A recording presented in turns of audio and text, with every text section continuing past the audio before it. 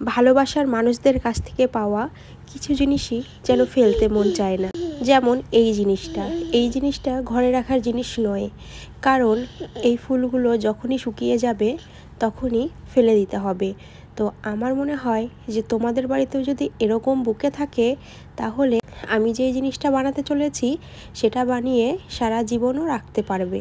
আর তার আগেই বলে দেই, এই বুকেটা আমাকে আমার হাজব্যান্ড দেয়নি, এটা আমার হাজব্যান্ডের অফিসের কলিগরা দিয়েছে। শুধু যে এই গিফট তা কিন্তু নয়, অনেক গিফটই পেয়েছে, তবে সেইগুলো তো ইউজ করা যায়।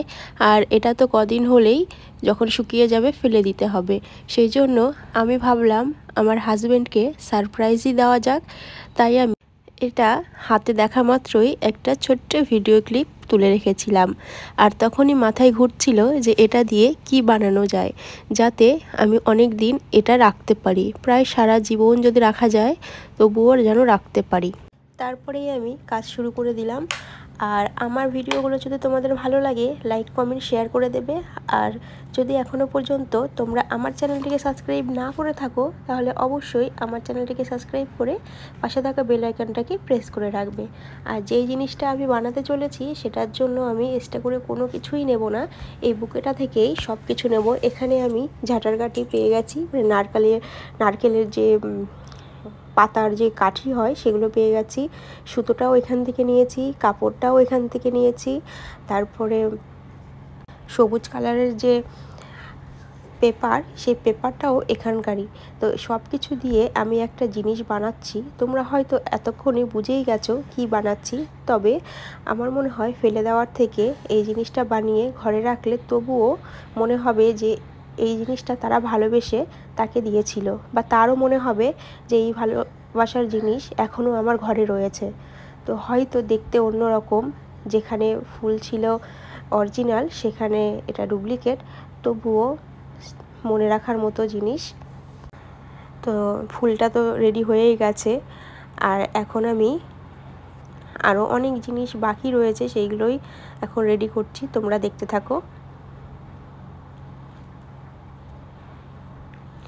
আর আরেকটা কথা বলতে চাই, সেটা হচ্ছে এই ফুলের তোড়াটা দিয়েছিল প্রায় 2-3 দিন আগে আমার হাজব্যান্ড হাতে করে, তবুও নিয়ে এসেছে বাড়িতে 2-3 দিন পরে।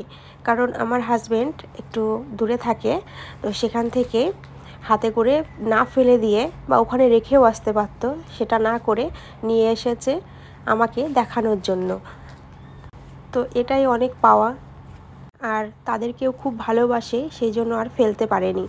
আমি যখন জিজ্ঞাসা করলাম যে এটা তো শুকিয়ে গেছে, তুমি ফেলোনি কেন, তখন আমাকে একটাই উত্তর দিল, মন চাইছে না ফেলে দিতে। তারপর আমি এই জিনিসটা বানাতে শুরু করে দিলাম। এটাতেই বোঝা যায় অফিসে শুধু কলিগ, বস এগুলোর সম্পর্কই হয় না, বন্ধুত্বের সম্পর্কও হয়। আর সত্যি কথা বলতে আমার হাজব্যান্ডের যত কলিগ আছে সবাই খুব ভালো। সামনে থেকে দেখে বা কথা বলার কোনো সুযোগ হয়নি কোনো দিন, তবে যেটুকু শুনেছি ততটুকুই মনে হয় অনেক ভালো তারা। তো বলতে বলতে একটা বুকে আমিও রেডি করে ফেললাম। তো বলো যে কেমন লাগছে দেখতে। যদি ভালো লাগে একটা কমেন্ট করে বলে যেও। তোমাদের ঘরেও যদি এরকম জিনিস থাকে তবে তোমরাও বানিয়ে নিও। আজকের মতো ভিডিও এখানে।